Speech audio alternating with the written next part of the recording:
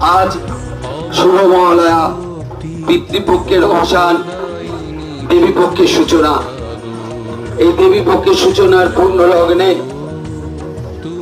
অভয়ের বিচারের দাবিতে যা 54 দিন অতিক্রান্ত, সেই বিচারের দাবিতে, তোমার বিচারের দাবিতে, সুবিচারের দাবিতে যারা এই নারকীয় ঘটনায় যুক্ত তাদের বিচারের দাবিতে, তাদের শাস্তির দাবিতে এগিয়ে চলেছে পদযাত্রা, যা শুরু হয়েছিল ধনঞ্জলি ঘাট থেকে।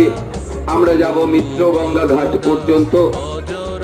এতল অঞ্চলের শুভবুদ্ধি সম্পন্ন সংস্কৃতি প্রেমী মানুষ, আপনাদের কাছে অনুরোধ, আমরা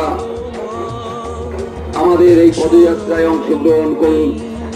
এগিয়ে চলেছে আমাদের পদযাত্রা জয়নগর সংবেদনশীল নারক